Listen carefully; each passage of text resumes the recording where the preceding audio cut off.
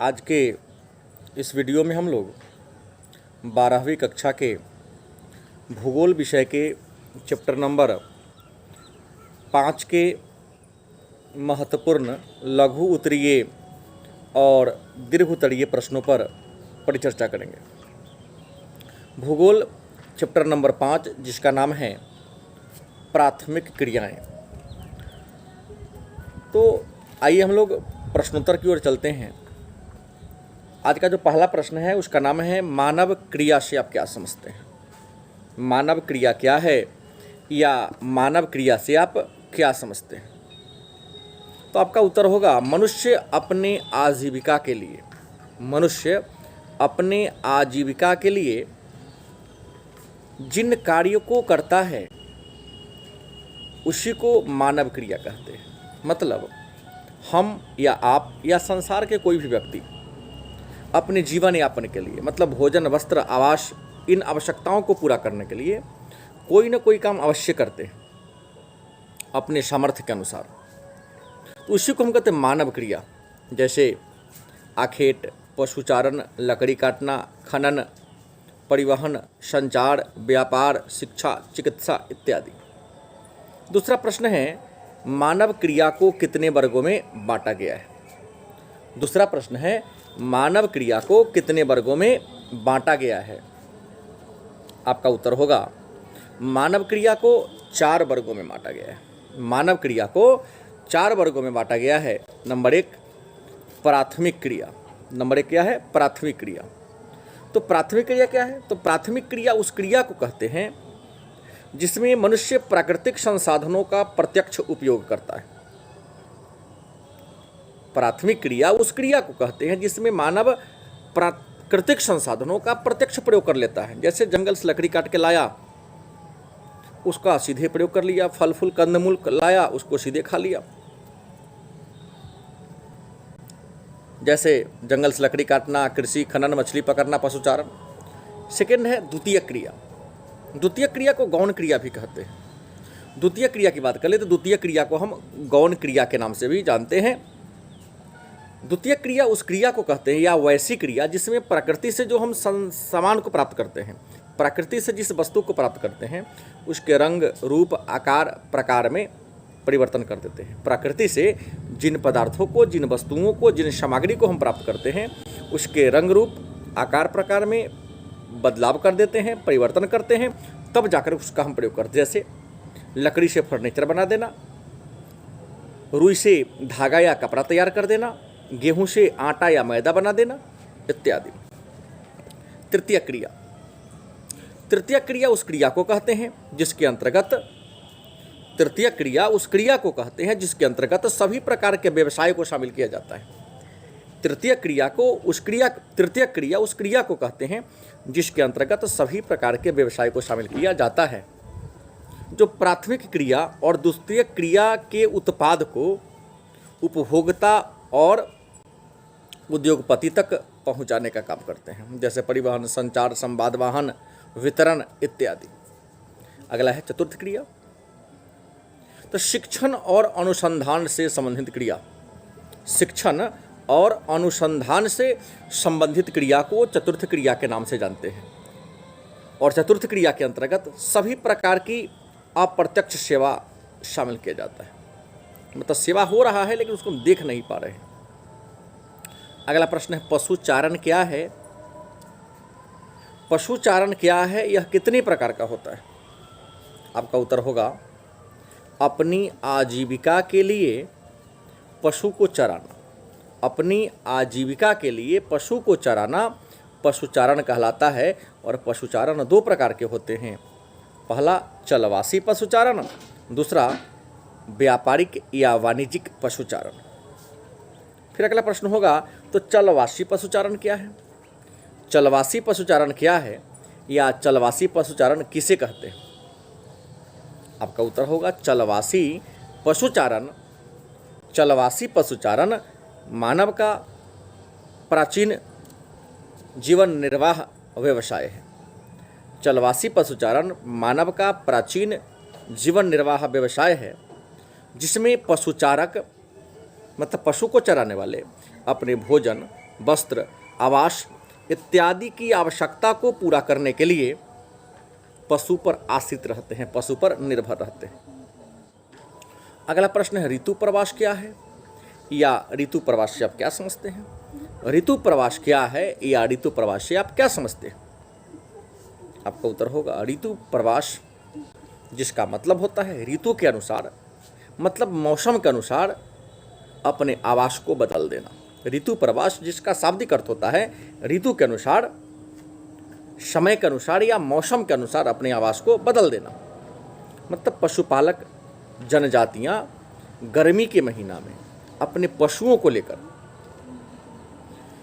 पहाड़ के ऊंचे शिखर पर चले जाते हैं, क्योंकि वहाँ का मौसम सुहावना होता है और पशु के लिए हरी हरी चारा भी मिल जाती है और पशु चारा को मौसम भी फ्रेश मिल जाता है। और जैसे ही शीत ऋतु आता है, ठंडी का मौसम आता है, अपने पशु को पहाड़ की ऊंचाई से लेकर मैदानी भाग में आ जाता है, क्योंकि ठंडी महीना में शीत ऋतु में पहाड़ की ऊंचाई पर अधिक ठंडी पड़ती है और पहाड़ के तुलना में मैदानी का जो हिस्सा होता है, मैदानी भाग का जो हिस्सा होता है थोड़ा गर्म होता है। अगला प्रश्न है चलवासी पशुचारण और व्यापारिक पशुपालन में क्या अंतर है? चलवासी पशुचारण और व्यापारिक पालन में क्या अंतर है? आपका उत्तर होगा चलवासी पशुचारण और व्यापारिक पशुपालन में निम्नलिखित अंतर है। पहला, चलवासी पशुचारण जीवन निर्वाह व्यवसाय है। चलवासी पशुचारण जीवन निर्वाह व्यवसाय है, जबकि व्यापारिक पशुपालन वैज्ञानिक तरीके से किया गया पशुपालन है। दूसरा अंतर है चलवासी पशुचारण में पशुचारक अपने उत्पाद को स्वयं उपभोग कर लेते हैं, जबकि व्यापारिक पशुपालन में उत्पादक अपने उत्पाद को बड़े बाजार में निर्यात करते हैं। तीसरा अंतर है चलवासी पशुचारण में कई प्रकार के पशु पालते हैं, मतलब एक ही मनुष्य कई प्रकार के पशु को पालते हैं, जबकि व्यापारिक पशुपालन में एक ही प्रकार के पशु को पाला जाता है।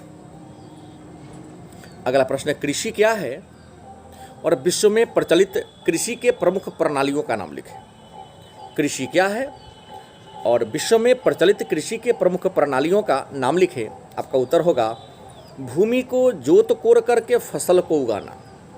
भूमि को जोत कोड़ करके फसल को उगाना कृषि कहलाता है। और विश्व के प्रमुख कृषि के प्रकार हैं निर्वाह कृषि। क्या है? निर्वाह कृषि। और निर्वाह कृषि के दो प्रकार हैं, आदिकालीन निर्वाह या स्थानांतरित कृषि, दूसरा गहन या निर्वाह कृषि। दूसरा है रोपण कृषि, तीसरा है विस्तृत अनाज कृषि, चौथा है मिश्रित कृषि, पांचवा है डेयरी कृषि, छठा भूमध्य सागरीय कृषि और सातवां संगठन के आधार पर कृषि। और संगठन के आधार पर कृषि के दो प्रकार हैं, सहकारी कृषि और सामूहिक कृषि। अगला प्रश्न है तो आदिकालीन निर्वाह कृषि क्या है? आदिकालीन निर्वाह कृषि क्या है या स्थानांतरित कृषि क्या है? आदिकालीन निर्वाह कृषि क्या है या स्थानांतरित कृषि क्या है? आपका उत्तर होगा आदिकालीन निर्वाह कृषि। आदिकालीन निर्वाह कृषि, जिसे स्थानांतरित कृषि, झूम खेती, काटो जलाओ खेती के नाम से भी जानते हैं। कृषि की इस प्रणाली में पहले जंगल को काटा जाता है, उस काट कर आग लगाया जाता है और उसके राख में मिट्टी को मिला दिया जाता है और जैसे ही बारिश का मौसम आता है उसमें बीज को डाल दिया जाता है और 3-4 वर्ष तक उस पर खेतीबाड़ी की जाती है। और जब उस भूमि की उर्वरा शक्ति समाप्त हो जाती है, दूसरे क्षेत्र में इसी प्रक्रिया को अपनाया जाता है। तो इसे ही आदिकालीन जीवन निर्वाह कृषि या स्थानांतरित कृषि या झूम खेती या काटो जलाओ खेती के नाम से जानते हैं। फिर अगला प्रश्न है तो स्थानांतरित कृषि या झूम कृषि की विशेषता क्या है? स्थानांतरित कृषि या झूम कृषि की विशेषता क्या है?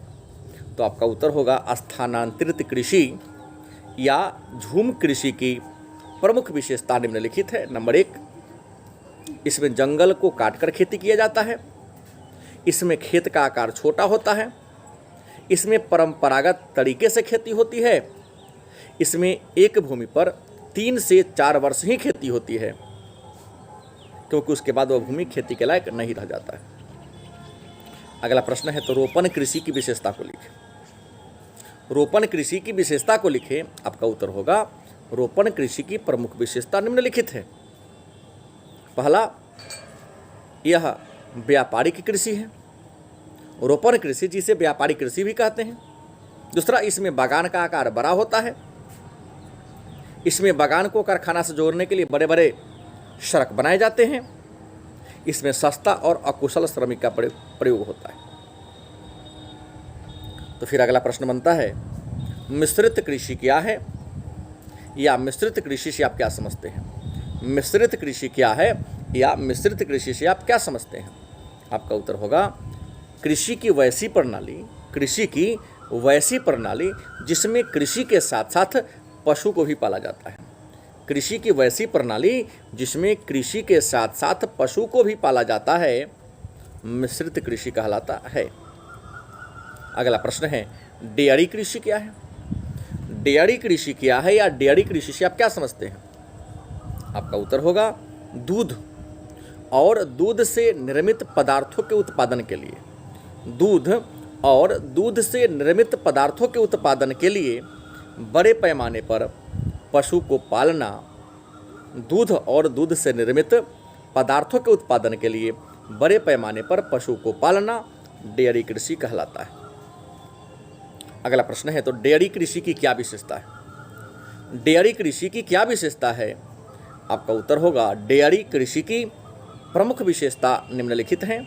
नंबर 1, इसमें उन्नत और दक्ष तकनीक की सहायता से, इसमें उन्नत और दक्ष मतलब कुशल तकनीक की सहायता से दुधारू पशु को पाला जाता है। दूसरा, इसमें बड़े पैमाने पर मानवीय श्रम और पूंजी की ज़रूरत होती है। तीसरा, इसमें पशु के स्वास्थ्य और प्रजनन के लिए चिकित्सा की जरूरत होती है और इसे किसी नगर के आसपास ही किया जाता है ताकि आवागमन की सुविधा हो और बड़े आसानी से उत्पाद को बेचा जा सके। अगला है, भूमध्य सागरीय कृषि क्या है। भूमध्य सागरीय कृषि क्या है, तो आपका उत्तर होगा, भूमध्य सागर के इर्द गिर्द या आसपास, भूमध्य सागर के आसपास वाले क्षेत्र में की जाने वाली कृषि को भूमध्य सागरीय कृषि कहते हैं। इस क्षेत्र में खट्टे और रसदार फलों का खेती होता है। अगला है, सहकारी कृषि क्या है। सहकारी कृषि क्या है, आपका उत्तर होगा, जब कृषकों का एक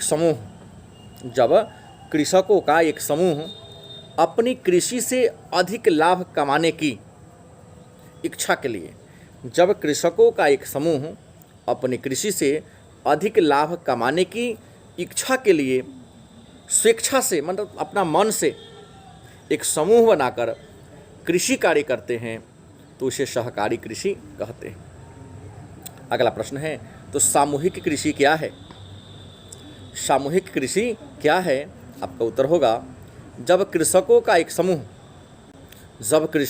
समूह अपने संसाधनों को मिलाकर, जब कृषकों का एक समूह अपने संसाधनों को मिलाकर कृषि कार्य करते हैं तो उसे सामूहिक कृषि के नाम से जानते हैं। अगला प्रश्न है और अंतिम प्रश्न है इस चैप्टर का, खनन क्या है, या खनन से आप क्या समझते हैं। आपका उत्तर होगा, भूमि के गर्भ से प्राकृतिक अवस्था में स्थित खनिजों की खुदाई करके प्राप्त करना खनन कहलाता है। भूमि के गर्भ से प्राकृतिक अवस्था में स्थित खनिजों को खुदाई करके प्राप्त करना खनन कहलाता है। तो आज के क्लास में इतना ही। पुनः हम लोग अगले चैप्टर में, अगले वीडियो में नए टॉपिक पर चर्चा करेंगे। धन्यवाद।